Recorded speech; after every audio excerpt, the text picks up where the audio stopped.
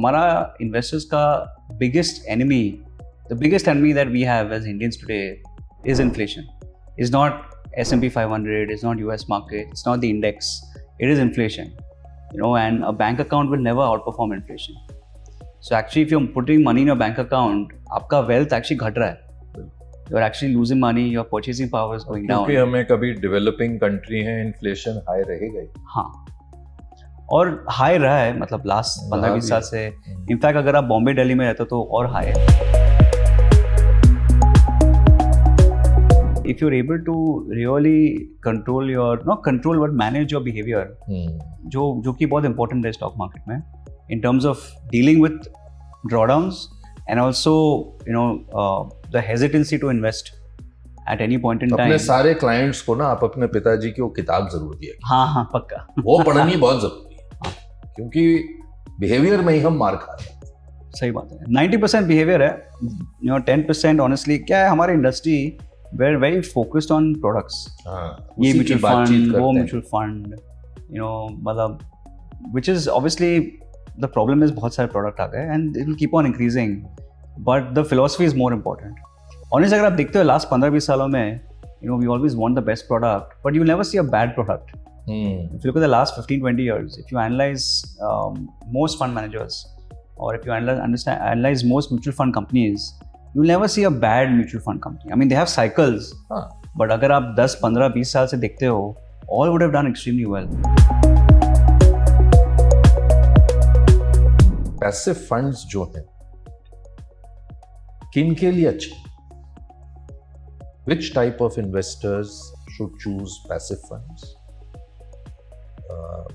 और क्या देख के चुनना चाहिए पैसिव फंड को, और क्या देख के चुनना चाहिए, क्योंकि आपके ही फंड हाउस में आप डायरेक्टर भी हैं, कंपनी के एक्टिव फंड्स भी हैं, आपका ग्रुप ही स्टैंड करता है इसके लिए, और किस तरह के निवेशक को एक्टिव फंड चुनने चाहिए? जैसे कहा आपने, प्रोडक्ट तो सारे हैं, आपके लिए कौन सा अच्छा है ये आपको देख.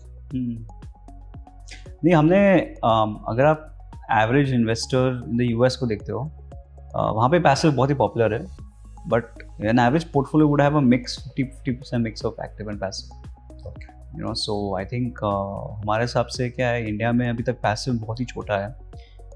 Yes, it's about 20% the industry, but a large part about is हमारे वो जो पेंशन फंड्स है, दैट विल बी अबाउट 10-12%. तो अगर आप वो निकालते हो तो passive is still quite small, but extremely credible in the sense that हमने देखा है कि it should not be a question of active versus passive. हम कभी ऐसे बोलेंगे नहीं कि आपके लिए पैसिव अच्छा है, आपके लिए एक्टिव है. अगर आप पोर्टफोलियो मैनेजमेंट देखते हो तो वहाँ पे an investor should have about 6 to 8 funds in their overall portfolio.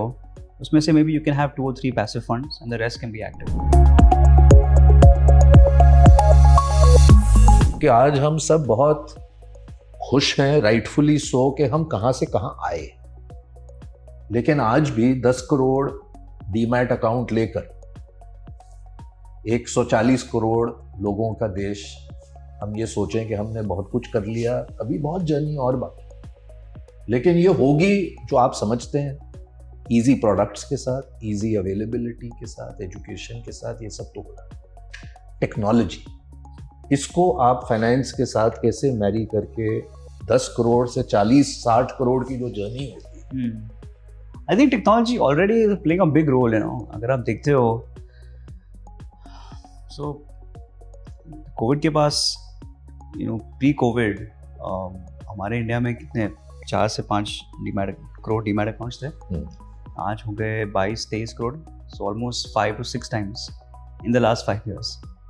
नहीं, बिल्कुल बहुत ही, मतलब, and that has been possible because of the efforts made by obviously us also as a group, but also as guys like Zerodha, Grow, and a lot of these other digital platforms that have made it easier to onboard and made the platforms easy to use. I think ease of use and efficiency in onboarding and KYC has been a big factor towards, and also obviously social media like YouTube for education, like what we are doing out here, wasn't available pre-COVID. ज़्यादा कुछ था नहीं, except media outlets.